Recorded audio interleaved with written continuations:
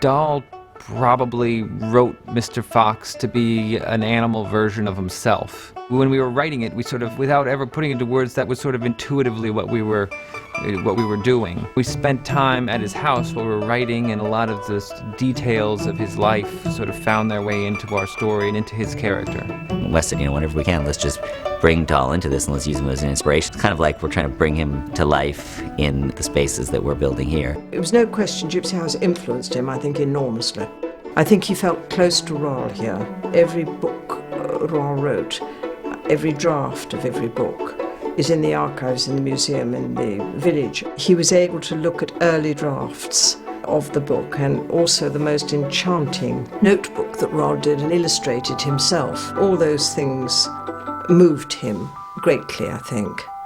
He said, I'd like the look of the film to be like Donald Chaffin's illustrations. Donald Chaffin was the first person to illustrate Fantastic Mr. Fox. And on the cover of that book, there is the tree. So I said to Wes, well, actually, the real tree exists, and it's just a little way up the lane from Gypsy House. It's a big beech tree, which was amazing. About a year later, sadly, this probably 150-year-old tree fell.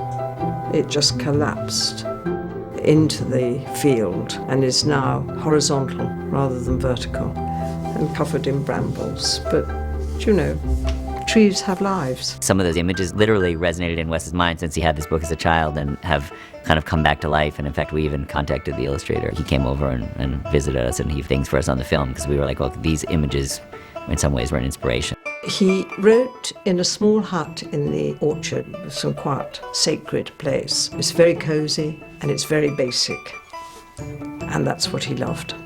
Typical Wes. It's Fantastic Mr. Fox's office, and he's even gone as far as making there's a little yellow porcelain mug with a Staffordshire mug, actually, an antique one that he kept his pencils in. He's copied everything. By the end of the film, we'll have about 120 sets, unique sets, which is quite an undertaking. If you're working on a live-action film, you'd find environments that you liked, and then you might build sets for interiors and such, but we have to come up with everything from scratch. That in itself is quite an undertaking. He's a great one for prop direction, Wes. He's fanatical, I think, about prop placement. We can spend 24 hours placing small props on the edge of frames and making sure things have got the right design painted on them and things like that. That's a very Wes thing. I think if you look at Life Aquatic, the art direction is really there, and I think that's what he's bringing to this.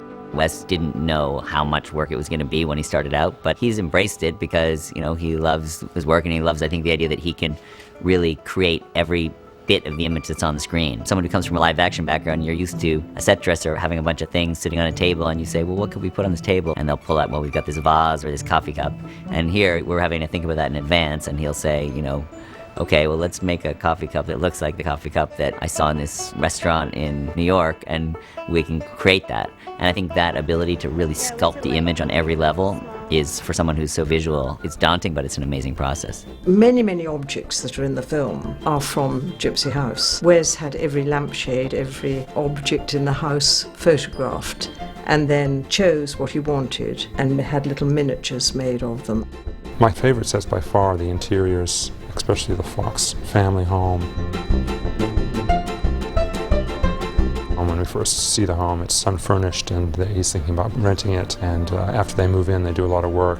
They're so rich and textured and patterned. They're very beautiful and very intimate, and again, quite odd and unique. It's going to be really quite a beautiful set. Our idea of the movie was that it was going to take place in autumn, for there to be mud. The whole movie takes place in the mud. This didn't really happen. Mud is not easy in stop motion. We ended up having no green and almost no blue. If you take green and blue out, it looks like this. It's a very cozy, very warm look. It's very real, if you like. Puppets benefit a lot from modelling, from making them stand out from the background, because they're not human beings. Human beings have got highly reflective eyes, their skin takes light in a certain way, and you haven't got that with puppets. You have to make them stand out in a different way. So the way you light them is very specific to what they're made of, and these are made of fur, not clay, so I had to find a way to do that. This particular scene is very special in the film because it's set in a cider cellar, and the brief was that it should be self-illuminating. So all the light in the cellar comes through the bottles as if the bottles themselves are alight. If you move a bottle just half an inch, a couple of centimetres, it'll go dark because the light isn't refracting through it in the right way. So every single bottle you see on those shelves has been placed and moved so that the light comes through it in the right way. And every time we move the camera, we have to re-lens a number of those bottles so that there aren't dark patches behind. So it's quite fun in that way to make that sort of rather special environment work. It's kind of a unique take of a Roald Dahl story. It's both very naturalistic in some ways and then very sort of artificial and contrived in others. We're really expecting people to take on board the fact that there's a badger dressed in a very nicely styled business suit sitting behind a big oak desk inside a law office, and we're treating it kind of seriously. So it's a very strange mix. We've had this kind of idea that let's try and keep the handmade quality to keep this really fun to look at. So we've been trying to do things like a lot of the special effects, smoke and things like that. We've been doing them with cotton wool and trying to keep it feeling very organic. But at the same time, that doesn't mean that this is going to look like, some kind of after-school arts and crafts project. We're doing that at a very, very high level so that it really, at the same time, would be something that your average person's not even going to think about, okay, this is how it was done. Those things are always a challenge because you have to stylize them somewhat and then figure out, how far you're going to chase reality. And they take time.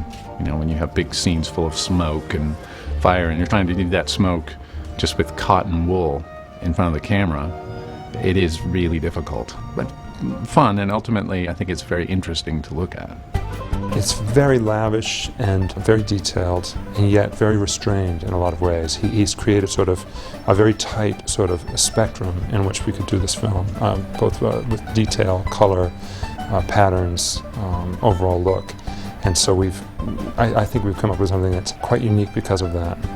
Everything magically seems to look better than we could have pictured it or that I could have pictured it. There's always sort of, you come up with an idea and you think, well, maybe this is a bit crazy, we're going to try and do this, or really hope it works out. And then when we've seen it realized, it's been like, wow, it really did work. These worlds and these images and the animation and these characters are really coming to life. Every prop, every little thing is like made by someone who's just an expert artist. It's such an English book. So I was slightly surprised when they cast George Clooney and Meryl Streep in the leading roles. I'm delighted. I think they've done the most fantastic job, and I think they're rather good together. Ross books, they're international. Immediately, I was a bit shocked. I thought they've got to be English voices, but when it's done, it's wonderful. It makes no difference at all. Definitely, darling. That's right where it's going to land. Don't. Let's go. No, it just falls straight right down. Wes called me one day. I remember I was driving down the street. He called me and it was pouring rain. I ended up having to pull over because I was like, I don't think I can do the phone call in the blinding rain. He said, I just think it was like, who should we get from Mr. Fox? Who is today's, Cary Grant? In about like an eighth of a second, we both said George Clooney. Are you scared of wolves? Scared? No. I have a phobia of them. Well, I have a thing about thunder. Why? That's stupid. George Clooney personifies exactly the type of role. He does the right amount of charming and sort of sly at the same time. He can be a little self-deprecating, if he wants to be. It's so inspiring for animators to have a voice like that to work with, because when you start with the color and the nuance that's in his voice, and then they're completely inspired. They can do even greater things. I'm going to tape this for my records, so don't make a lot of sounds. I mean, stop rocking. The thing about George is he can be humorous and funny at the same time as he's cool. I think that's what we needed from Mr. Fox, for people to kind of love him, but also know that he's a little bit flawed, and to laugh at him, but also be with him. And that's a delicate balance, especially in animation. We recorded the voices in kind of an unconventional way, which was we went to a farm and kind of got a group together, and he was happy to do that, which I really appreciated because we were able to kind of do what I set out to do in terms of the way the performances would be recorded. And it made fun. Wes's dream was to keep the actors as close together as possible with one microphone and have them run around and act out these scenes so you could get people out of breath, overlapping each other, things that happen in real movies that you tend not to see typically in animated films because things are done so separately. If the foxes are digging a hole, Wes got us on the ground and actually had us digging in the ground. And the microphone is going like this everywhere. And I mean, if you had filmed us from a distance doing the scenes to this movie, you'd think it was really funny and entertaining. Do you really think you want to cuss with me? Cuss you. How'd you like your cousin paws ripped I will off? cuss you in half. We did it all out in nature. No one's ever done anything like that. You know, we're in different barns, different parts of the farm, different atmospheres to get different sound quality and different feel when you're performing.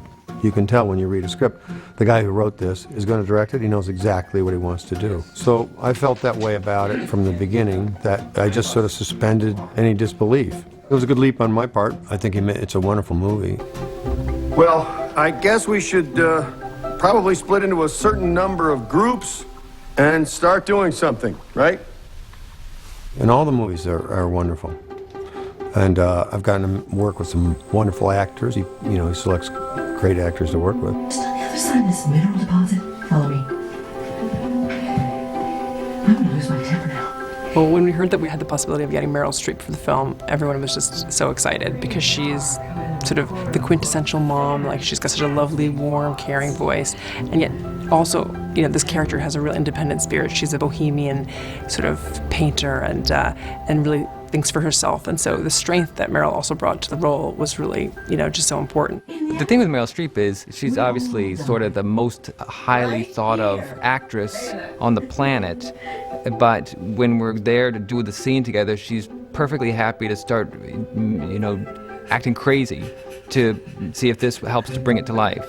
And, you know, making sounds and just pretending, using her imagination in some recording studio. They were looking at this thing on the page and saying, let's try it again, and now she's kind of yelling and acting like an animal. And the result is you get something very alive. You really are kind of a quote-unquote fantastic fox. I try. She has a beautiful voice, and she really knows how to use it. You really get everything you're hoping for with somebody like that. Do you think I'm an athlete? What are you talking about? Well, you know, I think I'm an athlete, and sometimes I feel like you guys don't see me that way. What's the subtext here? Well, my character, Ash, I'm the son of George Clooney and Meryl Streep. Right? Obviously. Go. Ah, Raza! What's this, Dad? Well. Good jump, Ash. Remember to keep your tail tucked. He doesn't really know who he is, and he wants his father's love and his mother's love, but really his father's love and approval. I want to be a great athlete like my dad. I want to be smart like him. I want to be a fox. I want to be a man fox.